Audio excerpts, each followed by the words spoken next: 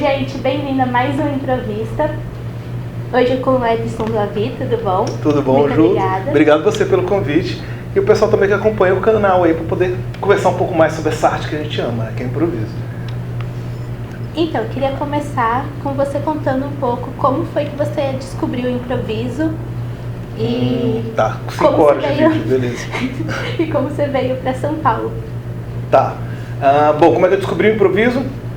Resumidamente, o meu pai mora... Eu sou de Brasília, meu pai mora em São Paulo. E numa dessas férias de vir passar com meu pai, no Centro Cultural Vergueiro, que hoje em dia chama Centro Cultural São Paulo. Você vê, tem muito tempo, isso foi em 95. Eu fui fazer oficina de férias lá e eu queria fazer uma oficina de teatro de formas animadas, né, de boneca e tal, e não tinha mais vaga. Aí só tinha uma tal de oficina de teatro de esporte. Eu falei, que droga, ficar fazendo cena de vôlei, basquete, tipo, a ilusão do menino, né?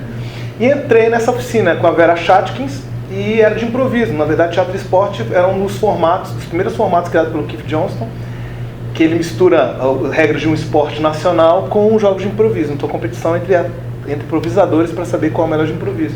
E eu fiquei fascinado por aquilo.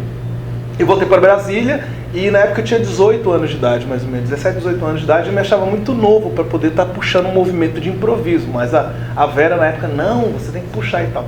Então eu comecei a experimentar, eu já dava aula de teatro desde os 16, eu comecei a experimentar jogos e exercícios de improviso para trabalhar a espontaneidade dos alunos dentro das minhas oficinas de iniciação teatral.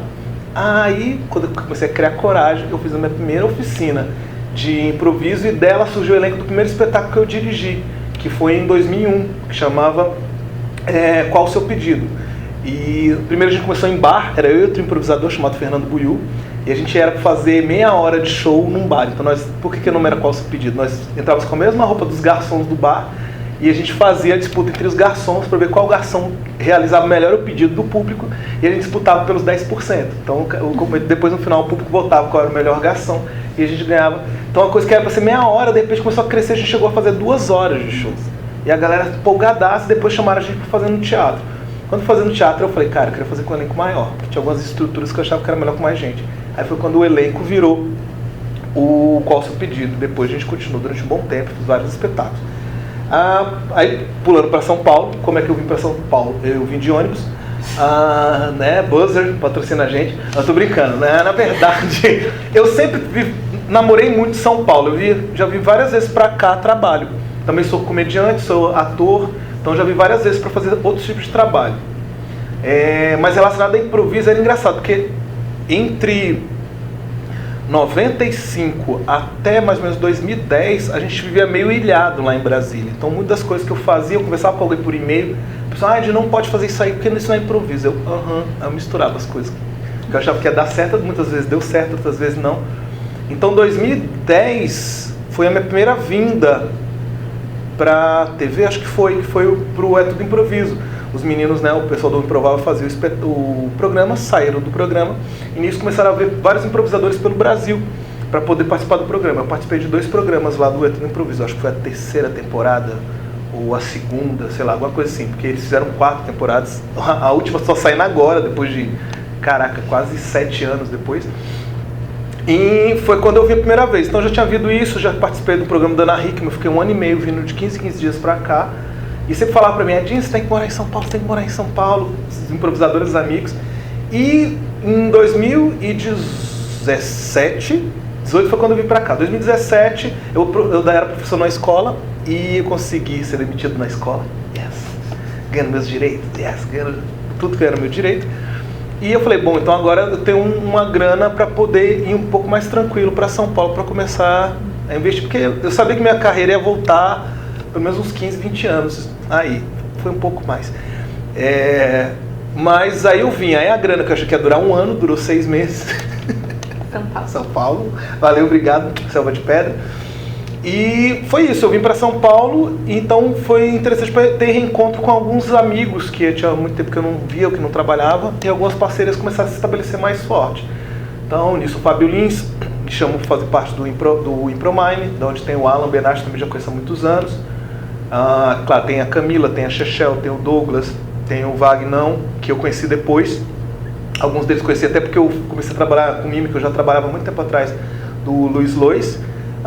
Foi um reencontro com o pessoal dos Barbixas, que eu já conheci os meninos há um tempo, e eu já tinha feito espetáculos com eles, mas nunca tinha participado do Improvável. Eu e o Daniel, a gente teve um projeto que era o Gorila, que eles fizeram em outros lugares. Na verdade, quem encabeçava era ele e o Andrei Mosqueto. E quando juntava em Brasília, fazia eles dois, eu, o Ricardo Pipe, dos Melhores do Mundo, que quem sabe é o Hermanoteu, né? E variou, a gente teve com o Gustavo também, né? E a gente fez lá, e eu tinha um espetáculo de improviso, vez ou outra eu chamei os meninos para participarem lá. Então o Elídio fez, Marcão, o Andy, o Daniel acho que fez também. Então quando eu vim pra cá, aí eles me chamaram, vou treinar lá pra fazer com a gente. Então tem nessa brincadeira, tem 1 ano e meio que eu tô aqui em São Paulo. E tô tendo esse contato com essas pessoas, dando aulas aqui no Espaço da Comédia, que é onde a gente está, né? Agradecer aqui ao Fábio Lins, né? Porque eu sequestrei a família dele, por isso que ele ofereceu o espaço. Mas é isso. Então, na verdade, é um período de adaptação, de estudo, de entender o mercado e de fazer alguns projetos novos. Daí surgiu o Música Incerta Brasileira, que era um projeto que eu fazia 2 anos atrás na internet. Então, a primeira vez fiz com plateia e com convidado, antes eu fazia sozinho com o músico. E tem outras ideias de outros espetáculos que eu tô querendo botar para jogo, mas ainda tem que entender o mercado de São Paulo, né? Para mim ainda tá meio arriscado, meio nebuloso as coisas. Mas eu quero fazer coisas novas que eu acho que é legal com o improviso, que tem várias possibilidades. E não só jogos. É muito legal de fazer jogo, é muito legal fazer com o improvável. E tem muitas outras coisas que eu também adoro e que eu gostaria que as pessoas também se encantassem assim como eu me encanto. Então, estamos aí para isso. Sobre o MIB, eu queria que você explicasse um pouco como funciona. Funciona assim, o Will Smith aparece, aí os alienígenas, não tô brincando. O MIB, né, que é a sigla carinhosa que chama do Música Incerta Brasileira, ele é um projeto que surgiu na internet em que eu fazia jogos de improviso musicais. Então o objetivo não é fazer cenas, são fazer músicas. E eu fazia junto com outro músico chamado Mariano Júnior, lá de Brasília, e eu sempre quis fazer ele como espetáculo. Só que aí, por causa da agenda de músico, músico trabalha pra caramba, e foi o único músico doido que aceitou fazer comigo o projeto, uma hora a agenda dele já não dava, então não tinha como fazer uma temporada. Quando eu vim pra São Paulo, foi a história de estar muito junto com os meninos do Improvável, toda vez que ele vai passar o som lá no Improvável, geralmente chega um tempo antes, e tem hora que a gente já passou o microfone, já porque a voz de todo mundo tá bem, não sei o quê, e cada um pode ir pro camarim, pode comer, pode fazer o que for. Mas geralmente sempre ficava eu, o Andy, algum dos outros meninos, o Dani, o Elídio e o músico. E às vezes a gente começava a fazer músicas, sabe, de improviso. Ele ficava fazendo horas e horas de música, a gente se divertia muito com aquilo. E eu falei, cara, então dá pra eu fazer um MIB aqui, porque praticamente é o que eu fazia lá em Brasília. Então foi isso, eu falei com os meninos, primeiro pra estreia, chamei o Andy, que é o mais doido, né, ansioso que nem eu, né, de vamos lá, vamos fazer. O Andrés também foi fazer, foi muito legal essa parceria dos dois. Então era isso, o projeto é como se fosse um show de barzinho, um banquinho, um violão, em que é como se a gente está fazendo músicas que o povo já conhece já. Tipo, a galera já é fã do nosso trabalho e a gente conhece várias músicas. Gente, sabe aquela música tal? Aí a pessoa diz um nome da música que nem existe, a gente pede alguma informação e vai criando essas músicas. No MIB nós fizemos 5 canções oficiais, eu fiz mais uma de abertura, que eu também gosto de fazer música, eu trabalho com Loop Station, né? Eu quero ver se introduz ela mais no projeto. Mas a ideia era essa, como se fosse um grupo de amigos que está conversando entre si sobre música e o público está participando dessa brincadeira também. E toda a nossa conversa, uma hora, desemboca em alguma canção. A gente está falando de letra, que letra é importante, dar exemplo de músicas que são legais, esse cara que faz música que ninguém entende, não sei o que dizer que lá. Pois tem uma música que é assim, que tinha uma palavra desconexa. Quais eram as palavras mesmo, gente? O pessoal falava, a gente guaxininha, a gente anota e tal, e faz uma música depois, usando isso.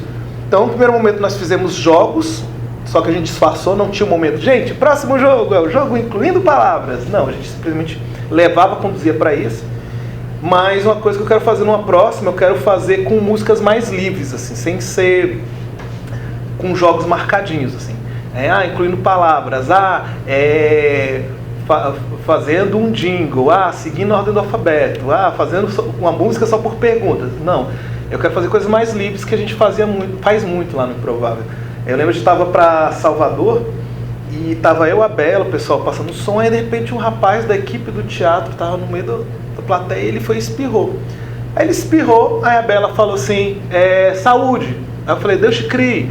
Aí não sei quem falou outra frase, aí o Andrés olhou, começou a tocar, aí a gente começou, saúde, Deus te crie, e fizemos uma música super legal sobre como as famílias abençoam você durante a doença, aí dando vários desenhos. Então assim, e foi uma coisa que a gente, também porque era a estreia, então estava muito nervoso, eu preferi me botar com certos protocolos que me deixassem mais seguros. Mas eu sei que a gente dá conta de fazer essas coisas mais livres. Tanto que quando terminou, até o próprio Andrés falou isso. Foi um músico, ele falou assim, cara, foi muito legal, mas eu senti falta da gente fazer o que a gente faz também no Improvável. De repente, 2 músicas são mais livres. O público só dá um nome ou uma palavra. Ah, falou ioiô, pronto. Começamos a fazer. Então, pra mim foi muito legal isso, porque a maioria do público veio falar comigo e falou isso. Cara, a gente sentiu na casa de vocês conversando, e a gente estava ali vendo a conversa, e de repente, como fosse aquele amigo que tem o violão, toca aquela, e começava a tocar. Então, foi bem íntimo. Sim. Eu estava lá, né? Olha aí. Foi uma coisa bem legal que deu pra sentir uma intimidade ali. O espaço, tudo levou a isso. Sim, foi bem bacana. Que foi no Paulista Comedy, também de parceiros, né? Que é o Alisson. Eita, esqueci o nome do Alisson. Ai, Alisson, me perdoa. Mas é o Alisson Juliano. Já que eu não falei o sobrenome de um, não vou falar dos outros 2. Então, é o Felipe, ou Fefito, o Juliano e o Alisson. E a ideia é que eu quero fazer outras vezes também, com outros dos meninos. Os outros meninos já foram convidados. Vamos ver como é que vai dar. Aí, gente, em breve pode ser mais uma edição de MIB. Vamos torcer, gente. Porque é o que eu estava até falando nos bastidores, né, com a Ju, que é um projeto muito específico. Teve muita gente que viu o projeto e falou, cara, é muito legal, chama o Thiago Ventura. E o Thiago Ventura canta? Eu já vi ele cantando axé e funk, rap, sei lá. Falei, mas ele faz de improviso? Não sei. Então é uma coisa também que eu criei um produto também meio específico. Músicos que improvisam eu conheço bastante. Improvisadores que cantam eu conheço vários. Mas existem a segurança do improvisador estar fazendo esse espetáculo, porque a gente não tem nada para se esconder atrás, né? A Ju viu o espetáculo, era o que? Era um músico, nós dois banquinhos na frente da gente, 2 pedestais. Então a gente conversava sem microfone, na hora de cantar a gente subia e cantava. Então não tem, é uma coisa que a gente até brinca lá no musical Improvável, que se você não sabe cantar, faz uma coreografia, né? Vai para trás da luz, sai da cena, passa o foco, o que você acha? Passa pro outro que você sabe que vai dar conta de cantar. Então, ali não, até conversei com alguns improvisadores que falaram, cara, eu gostei da ideia, achei muito legal, mas deixa eu pensar com mais calma. Então, esse desafio de quem às vezes tem umas ideias meio doidas, que nem eu tenho, eu estava falando para a Ju também, que eu tenho um projeto que eu quero trazer para São Paulo também, que eu fazia lá em Brasília, que era com hipnose, improviso e hipnose. Só que eu prefiro, primeiro, vocês me façam ficar milionário com o MIB, que aí eu posso patrocinar os próprios espetáculos, né? Aí eu posso chamar o Pyong para fazer. Não sei nem se o nome dele é assim, Pyong. Parece o nome de uma nova marca de celular. Então, é o novo Pyong, agora com 5 lentes incríveis. Mas é isso, né? Já falei demais. Além do MIB, você faz parte do Impromime. E você esteve até em cartaz com Solidões Públicas. Sim, no ano passado. Em 2018, a gente entrou em cartaz. E esse ano o grupo foi para Portugal com Solidões Públicas, que é um espetáculo, que é outra coisa experimental também, eu gosto de me meter nessas coisas, é improviso com teatro físico. Então a gente não fala em cena, a gente não emula a fala, não tem tipo assim, não tem essa tentativa de linguagem por sinais. A gente não faz som, isso também é uma coisa que deixa muito improvisador desesperado, porque se eu pego um revólver, eu não faço, não faz isso. Se eu peguei isso aqui, como é que eu faço para o público entender que é um revólver e o outro de cena também entender? E o Solidões Públicas fala sobre essa questão muito da vantagem e desvantagem de ser invisível, né? Das coisas que você está no meio de uma cidade que nem São Paulo e as pessoas não te veem. E o que você faz quando ninguém está te vendo? Ou então o que você faz e as pessoas estão passando por você e não estão prestando atenção em você. E é um tema mundial, né? Tipo, todo mundo se sente só, a gente está agora entrando esse mês, setembro amarelo e tal, e tem essa questão da depressão das pessoas, da ansiedade das pessoas. A gente não está vivendo muito presente, não está presenteando as pessoas com a atenção que elas merecem. Então, solidão pública é muito isso. São pequenas histórias de personagens dentro de um local que o público define. O público dá pra gente algumas coisas que eles fazem quando estão sozinhos: escrever poesia, cortar a unha do pé, ficar vigiando os vizinhos. E a gente pega essas pequenas estruturas e vai criando pequenas histórias solitárias em que em algum momento essas pessoas podem se encontrar ou não. E como a gente não fala no espetáculo, isso facilita muito a gente para poder viajar para outros países, porque a gente não precisa saber o idioma. Claro, é bom a gente ter pelo menos uma pessoa que traduza o que o mestre de cerimônia vai pedir ao início do espetáculo. Porque quando a gente fala, gente, fala em locais. Aí o cara diz, Brunis, Gamboló, legal, né? O cara fala para Jardim, não sei o que, até a gente encontra, traduz, depois disso não tem mais nenhum diálogo dito, mas eles são vividos dentro da cena. E a gente agora está na pesquisa, a gente está querendo voltar com solidões públicas. A gente fez um experimento tem um formato chamado do banco, que é um formato russo, que é muito conhecido de improviso. A gente fez uma experimentação com alguns alunos de fazer como é que é um formato conhecido sem ter fala. Então foi muito legal, a gente está querendo ver se começa a fazer com convidados. E a gente começou agora uma pesquisa de uma outra coisa, está sendo bem legal também. A gente está começando a brincar, de trabalhar com níveis... como é que eu vou explicar isso? Imagine que a gente vai fazer uma história, essa história acontece em algum lugar que tem andares. Então como é que de repente eu entro e eu crio todo um andar e vou para o segundo andar e estou aqui, um outro ator entrou aqui, e tem hora que a gente está no mesmo, dá a impressão para o público que a gente está no mesmo espaço, mas não, você está embaixo, eu estou em cima. Então como é que é isso, né? De que a gente não quebra a ilusão de um do outro. Então se eu reajo a alguma coisa aqui, eu não estou reagindo a você, estou reagindo, de repente lá no espaço de baixo tem uma pilastra, mas você está no lugar onde seria a pilastra. Aí se eu subo, a gente está no mesmo andar, aí a gente interage. Então a gente tá fazendo uma pesquisa, até usando o filme Delicatessen, que é do mesmo diretor do Amélie Poulain, que ele tem uma história dessa, que é uma família que mora num prédio, e que o prédio é meio dividido, cada parte do prédio é equivalente a uma parte do corpo humano, assim. O cara é o coração da história, o outro é o cérebro, o outro é o intestino, né? Então a gente começou a brincar com essa de como é que é conviver. Acho que é um desdobramento do Solidões Públicas, porque no Solidões Públicas a gente fazia a cena e sempre tem um personagem que participa de todas as cenas, que geralmente é uma figura que a gente não dá importância, tipo um garçom, né? Porque a gente está no lugar exercendo prestação, um faxineiro, alguém que administra aquele espaço, e esse cara era meio invisível. Então a gente começou a brincar agora como é que é ser invisível mesmo, só que as histórias elas conversam. Se é um casal que brigou e eles moram numa casa de 2 andares, a mulher tá aqui em cima puta da vida com o cara e o cara tá triste, ou vice-versa. E aí a gente vê que essas histórias estão comunicando. Então a gente está experimentando ainda. É muito louco. Talvez o Fábio me mate por eu tô dando spoiler. É isso. Pra você, qual é a maior dificuldade de qualquer coisa, de qualquer projeto do Impromime? Do Impromime? Maior dificuldade? Eu não sei se é só do Impromime, eu acho que é do improviso como um todo. A gente tem uma tendência muito grande as pessoas só irem no que elas já conhecem, assim.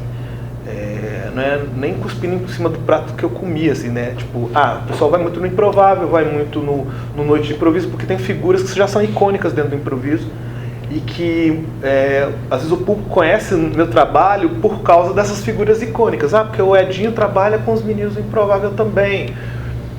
Então, eu sinto falta disso, das pessoas... eu sinto que o improviso às vezes é meio comunidade, assim, tipo, parece que a gente apresenta só para os nossos, assim.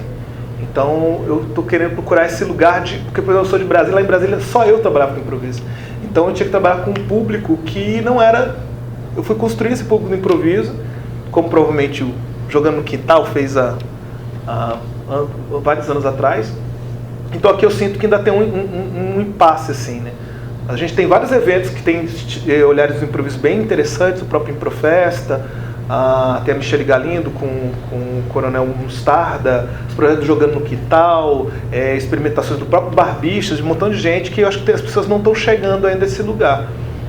E formatos que nem esse do MIB são formatos que ainda são muito frágeis ainda, assim.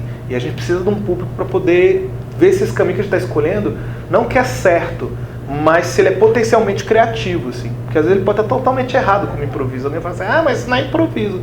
Tá, mas está comunicando com a plateia? E a gente sabe que é improvisado, não tem que provar para ninguém que é improvisado, não. Já passei dessa fase. A gente, quando trabalha com improviso, a gente tem, não, tem que entender que é improvisado. Não, para mim, se ele veio e gostou, tá? Pra mim, o maior elogio é você falar, não, isso é ensaiado. Eu, sim, era. Tipo, pra mim é um grande elogio. Então, pra mim, a maior dificuldade é essa, é de...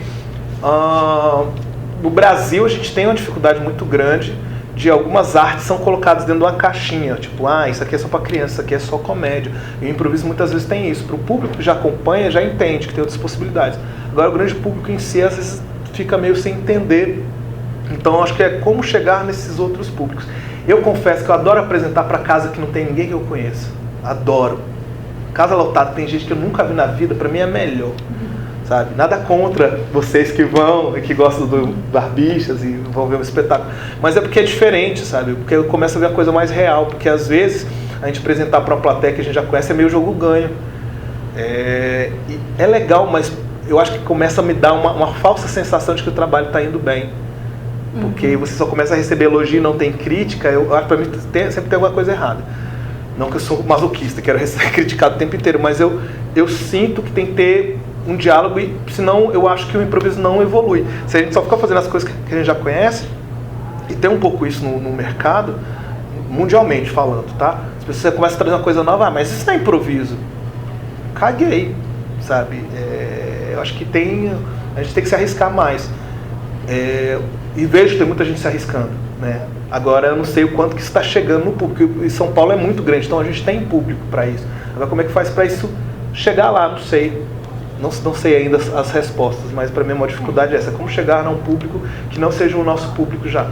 Como é que a gente expande isso? Mas eu acho que o teatro em si está tendo esse problema também, né? Agora é o momento do stand-up. Por isso que eu também faço stand-up, porque eu tenho que pagar as contas.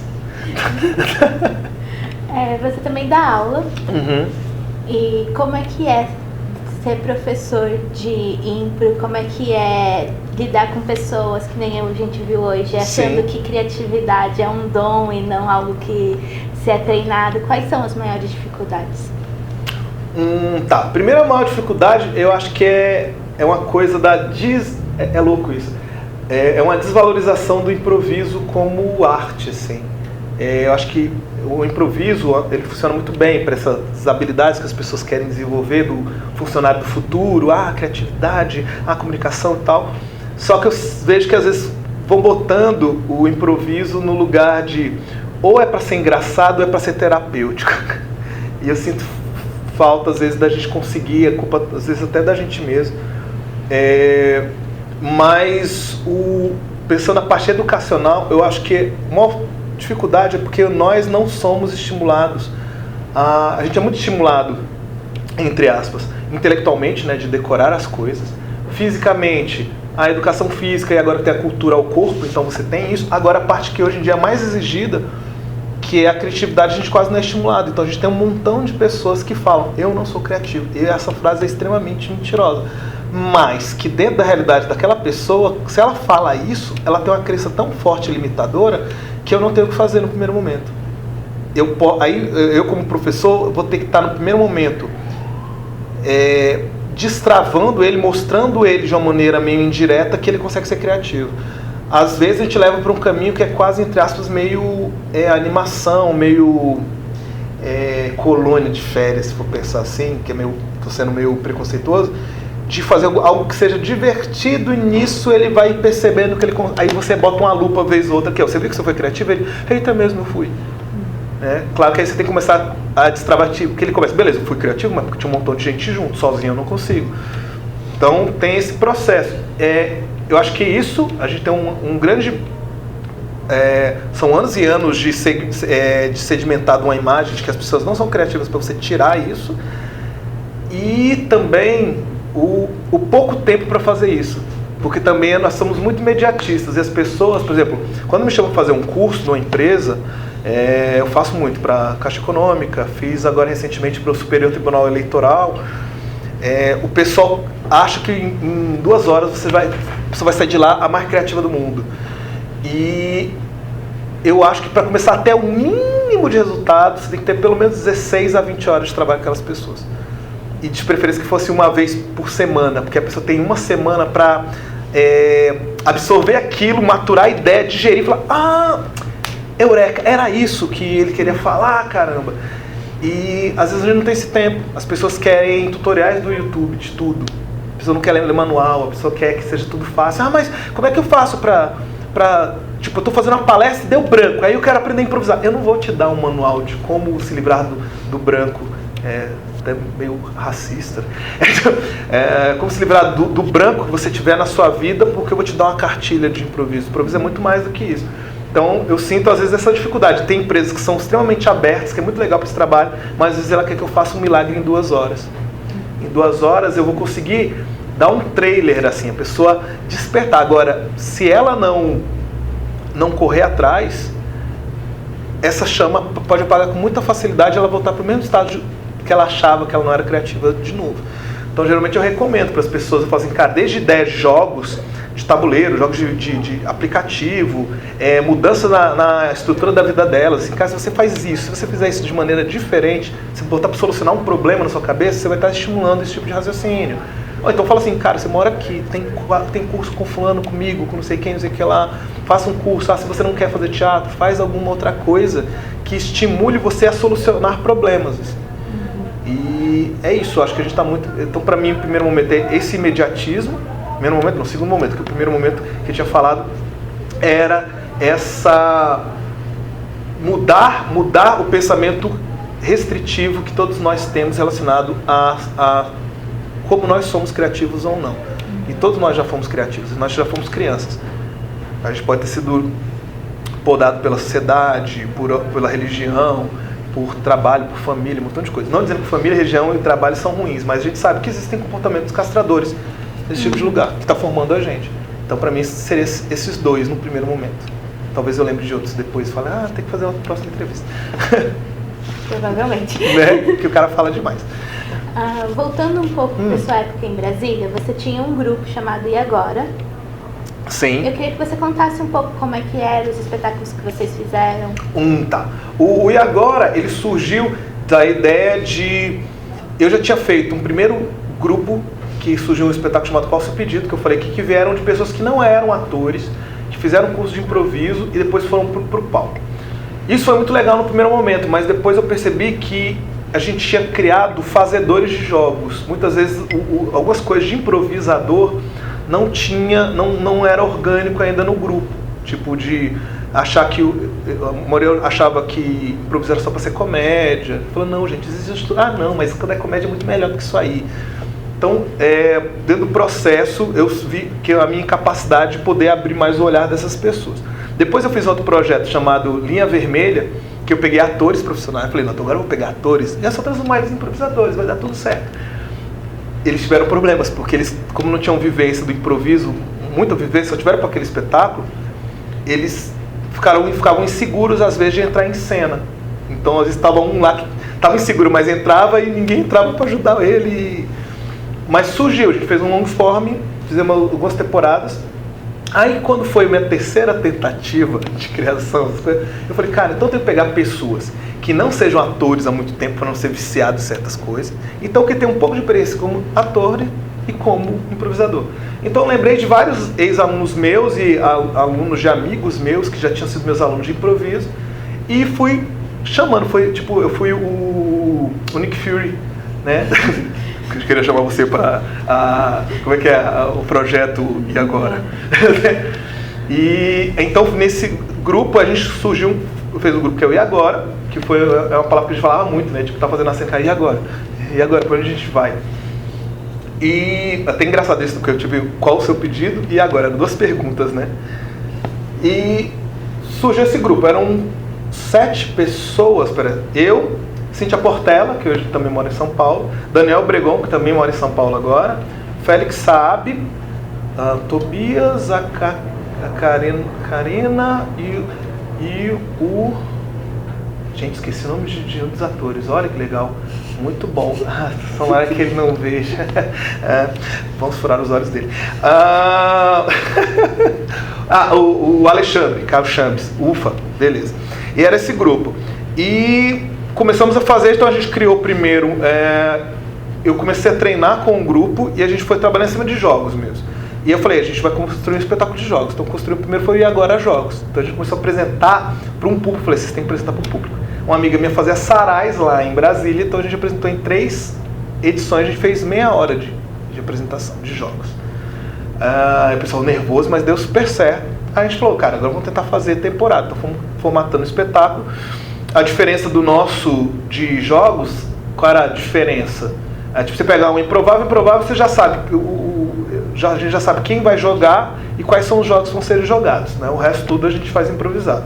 No E Agora Jogos, cada jogador tinha uma camiseta numa cor. E você tinha uma roleta com várias bolinhas, cada bolinha numa cor de um dos jogadores. Então você girava, sorteava. Então você, na hora, sabia quem ia jogar. Tipo, amarela, você é amarela, então você é vermelho. Era nós dois. E também você tinha uma coisa, tinha os jogos. Então a gente sabia que ia fazer 7 jogos por noite, a gente tinha 40 jogos lá. Meu Deus. Então a gente não sabia qual o jogo que ia ser no dia, nem com quem você ia jogar aquele jogo. Então se de repente jogou eu e você, no próximo jogo, nossas bolinhas não estão dentro da roleta, para poder dar oportunidade dos outros jogarem. Aí quando saem todas as bolinhas, volta ela de novo e a gente fazia desse jeito. Fizemos durante um tempo.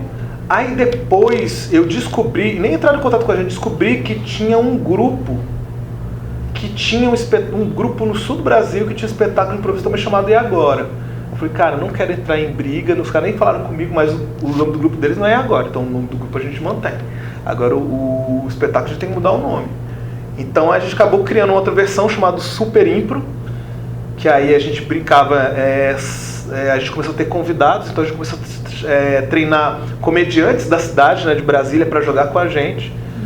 E que a gente usava camisetas de super-herói. Então, na verdade, no primeiro momento eram coloridas, depois de um tempo a gente usou camisas pretas com os desenhos em prateado, mas era o Batman, o Super-Homem, ainda bem que a DC não processou a gente, porque eu não tinha dinheiro. Agora que vocês estão sabendo, quem sabe. E fizemos esse, depois a gente começou a sentir necessidade de fazer um espetáculo diferente. Então a gente já tinha feito de jogos, só a gente, de jogos com convidados, e falou, cara, vamos tentar fazer outra coisa. E foi quando a gente começou a experimentar de construir um long form. Então surgiu um espetáculo chamado Variável. Então a gente começou a fazer o quê? Experimentações. Então a gente ensaiava, treinava durante 3 meses, fazia um final de semana, 4 apresentações no final de semana, para uma plateia de 40 pessoas. Aí ensaiava mais 2, 3 meses, fazia de novo. Aí nisso a gente ia tirando e colocando ideias. No final das contas, o espetáculo virou 2 histórias de meia hora, em que as histórias vinham através de entrevistas que a gente fazia com a plateia. No foyer, na entrada do teatro, a gente estava lá e cada um de nós ia falar com um grupo de pessoas. Então a gente contava coisas da nossa vida, perguntava sobre isso para a plateia e a gente guardava essas respostas. Então, quando começava o espetáculo, a gente estava recebendo o público lá dentro e a gente falava, eu sou o Edson do Avi e eu falei com a Ju. Né? Então o pessoal já sabia, eles falaram com algumas pessoas. Aí a gente começava a propor algumas das informações que as pessoas tinham nos dado. E na primeira história a gente escolhia, então tipo assim, a gente começava assim, a gente pensava muito nessa história de multiverso, como tivesse várias realidades. Então um propõe assim, numa variável a Ju está entrevistando o Edinho. Aí outro que entrevistou a Flávia falou assim, em outra variável a Flávia está indo fazer intercâmbio nos Estados Unidos, porque a Flávia tinha vontade de fazer isso. Então a gente falava isso e de repente a gente começava todo mundo a falar ao mesmo tempo essas variáveis e a gente meio que escolhia, cara, a da Ju é muito legal. Só que a gente não comunicava isso, a gente simplesmente começava a falar a que a gente queria. Até que uma hora todo mundo falava mesmo. Aí beleza, então essa é a história que a gente ia fazer. A gente fazia a história, vez ou outra, durante a história, em algum momento, se a gente sentisse necessidade, um ator podia sair de cena, ou dos atores que estavam de fora, prestes a entrar, ele entrava num foco e falava, eu tenho uma variável. Então a história congelava. Então de repente está aqui na cena da entrevista, alguém entra, eu tenho uma variável. Aí assim, a variável o Edinho tem um ataque cardíaco durante a entrevista. Aí o ator falou, eu tenho outra variável. Essa entrevista terminou e o Edinho odiou a entrevista e mandou a Ju se ferrar, porque foi a pior entrevista que ele já fez na vida. Outra variável, a gente vê que os dois se relacionam amorosamente, eles, começam a namorar. Aí, nisso, a gente sorteava as pessoas da plateia, porque tinha o nome da plateia, e a pessoa falava qual variável que ela queria ver para onde continuava a história. Então a primeira história era assim, e na segunda história que a gente ia, a gente dava fazer esse sistema de fazer as variáveis, só que aí o nosso iluminador também podia pedir, do nada eu tenho uma variável, era muito legal, porque o público estava ouvindo essa voz, o músico também dava variável, e na segunda história a gente dava as nossas variáveis e a gente abria espaço para mais 2 variáveis que podiam vir do público. Porque às vezes o público estava vendo a história, cara, eu acho que podia acontecer tal coisa, ele falava. E mesmo sistema de votação, então eram 2 histórias, que vinham das histórias do público e que a gente tentava que a primeira e a segunda história não fosse do mesmo estilo. A gente não definia qual que era, mas se a gente viu que a primeira história foi muito pro lado cômico ou fantástico, mais de ação, a outra de repente podia ser romântica ou podia ser dramática. E a gente pegava. E o legal foi que a gente estreou aqui em São Paulo, no Improvisorama. Improvisorama, isso que era o festival produzido pelo Ian Sofredini. E foi legal, porque a gente estreou o espetáculo, a gente ficou treinando lá em Brasília e estreamos ele aqui. E a gente ficou muito feliz porque a gente era um dos poucos grupos de fora de São Paulo que não tinha ninguém famoso no elenco. E a gente fez 2 espetáculos. A gente fez o nosso Super Impro um dia, e botaram tipo segunda-feira.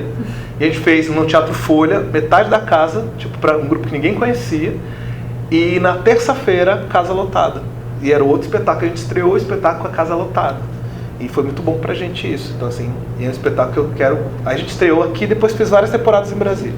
Mas agora, como parte do elenco já tá aqui, eu tenho vontade de fazer de novo aqui. Só depende de vocês. Entre no Padrim, entre no Catracaninho.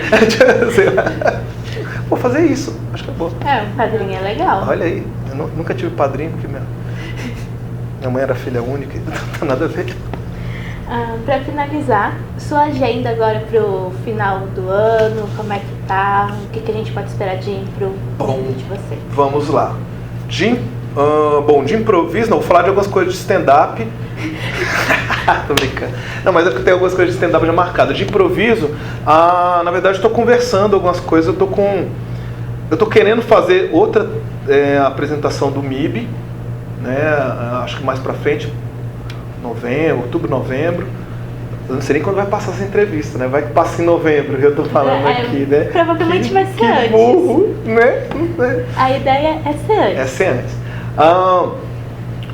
Então assim, eu tô querendo fazer outras do MIB, nem que seja conseguir fazer de repente pro ano que vem, mensal.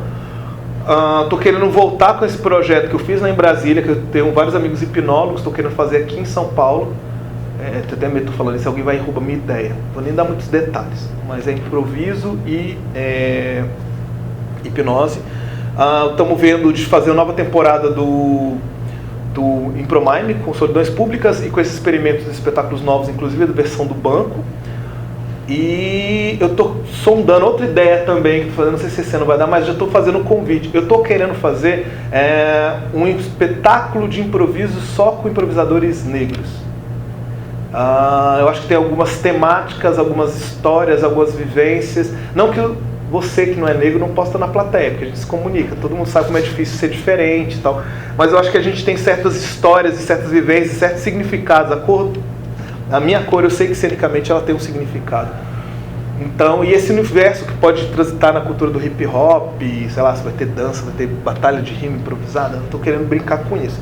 Mas por enquanto ainda não procurei não, só estou jogando a ideia. Já joguei para alguns diretores que tem teatro para me dar um apoio, porque eu não tenho dinheiro, podia estar matando, podia estar roubando, mas se vocês me ajudarem eu posso começar a fazer isso.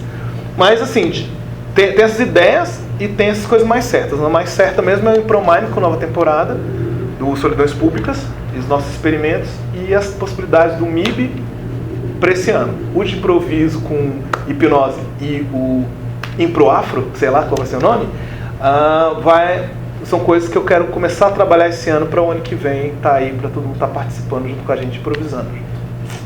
É isso, muito obrigada. Obrigado você, viu, Ju? Obrigado, gente. Sigam todas as redes, vejam, compartilhem, mostrem para os seus amigos, baixem o vídeo usando o SnapTube, que é proibido, mas usa e bota passa por Wi-Fi, Bluetooth pro celular da sua mãe, dos seus amigos e bota proteção que eles não conseguem apagar. E é isso. Tchau. Tchau. I'm hitting the bottle like